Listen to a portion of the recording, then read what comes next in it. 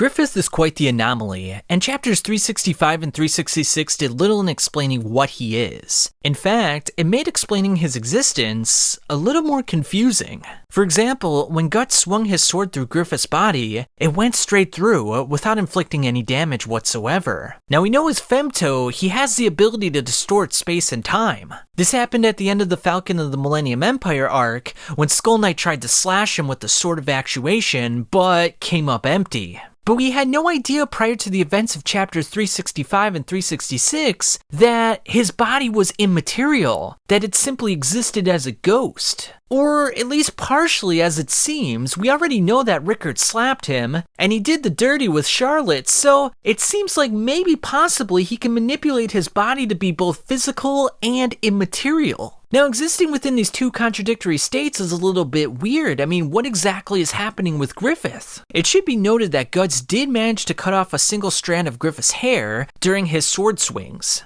But for the most part, he was just swinging at air. Now, this whole situation is quite the enigma. Think about it. Griffith exists as a human, but at the same time, he doesn't exist whatsoever. The reason I highlight this contradictory state is to draw a parallel between Griffith and the Greek god Hermes. Now, for those unfamiliar, Hermes, or Mercurius as he's known by the Romans, was a thief, an eloquent speaker, and a protector of travelers and thieves. And most importantly, he was a psychopomp. And a psychopomp is someone who guides souls to the afterlife. Now, we saw Griffith possess this ability as well. In chapters 195 and 335, we saw Griffith manipulating souls so that they could say goodbye to their loved ones. And I'll draw your attention to chapter 195 in particular, because it's sort of interesting how the souls are floating around Griffith's body. It almost seems as though he's part of the souls in a way. Now, is this sort of foretelling something that Griffith himself is not actually a human being, but he's actually more of a soul than anything else? In any case, what's important here is that Griffith and Hermes are both spiritual guides into the afterlife. Another important thing to bear in mind is that there is an epithet attached to Hermes, and it says that he's the conductor of dreams. And we've seen this numerous times with Griffith as well. In chapter 127 of Berserk, we see Griffith enter the King of Midland's dream as a white bird. In the following chapter, he then entered Zod's dream to cut off his horn.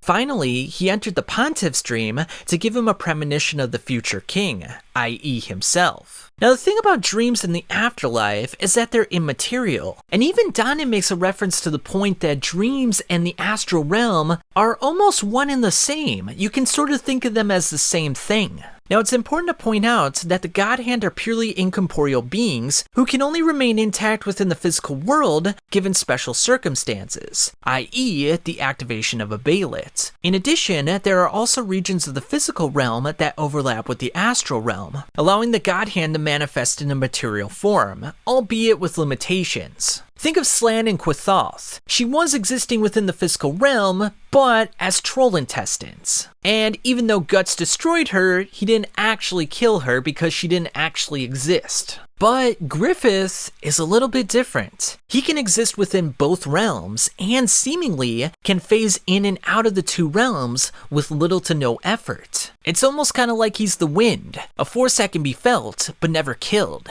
It can be calm and placid most of the time, but can turn into a dangerous maelstrom that causes untold destruction. Griffith is often associated with the wind, and allusions to the wind through his embodiment as the Hawk of Light. Hermes, likewise, wore winged sandals, carried a caduceus staff with wings on it, and sometimes wore a winged hat. But unlike the raging windstorms of Zeus or Poseidon, Hermes channeled his swiftness for useful purposes. And he didn't so much as control the wind, as he was the wind itself, much like Griffith. In addition to his allusions to the wind, Hermes protected herds and was often seen carrying lambs on his shoulders. Now, that's an interesting use of symbology right there, because Griffith protects herds of people by giving the Band of the Hawk a purpose in life and giving the citizens of Falconia a place to live in. He also protects herds of apostles by giving them a battle arena in which they can fight to their heart's content. Now, at the beginning of this video, I mentioned the word contradiction in reference to Griffith and Hermes. Now, in Carl Jung's Psychology and Alchemy, he writes that Hermes, i.e. Mercurius, is metallic yet liquid, matter yet spirit, cold yet fiery,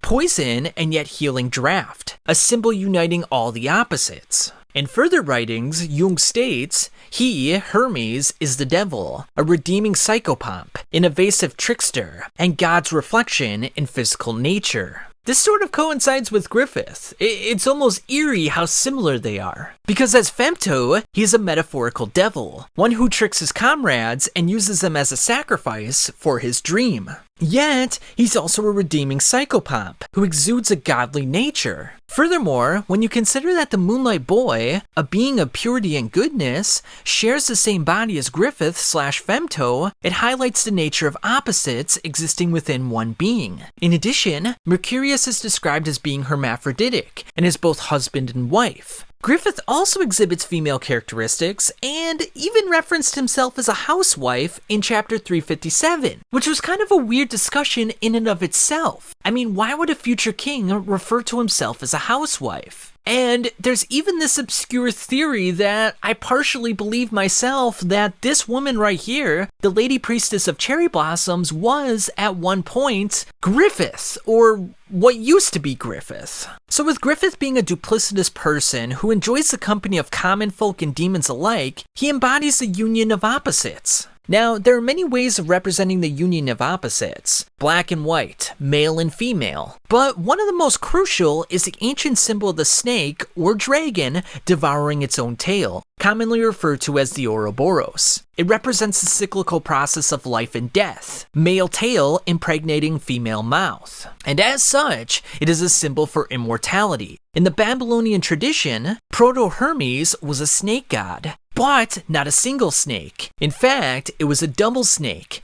male and female, hence the reason for the snakes winding around the staff in the form of the caduceus, which is a scepter that Hermes is often seen carrying. And it's a scepter that we've seen many times in Berserk. And given the fact that the caduceus is a symbol for immortality, and it seems to represent the Hawk of Light, i.e. Griffith, it seems to suggest that Griffith himself is also immortal, that he's a being that cannot be destroyed or killed. Griffith even makes a point on the Hill of Swords to say that his blood is frozen, which would mean that he's not quite living like a normal human being. However, there is one caveat to this. Perhaps he is not quite immortal because he also contains the spirit of the Moonlight Boy within him. So maybe when he turns into the Moonlight Boy, he can possibly be killed. But this brings up an even bigger conundrum. Because if this is the only way to kill Griffith, does Guts have the fortitude, the strength and the conviction to kill the boy that is presumably his own son? And if he does make this decision, if he does go through with it, what does this do to Casca? Because I feel like that would just totally psychologically damage her beyond repair. But anyway guys, thanks for watching the video, and I'll catch you on the flip side.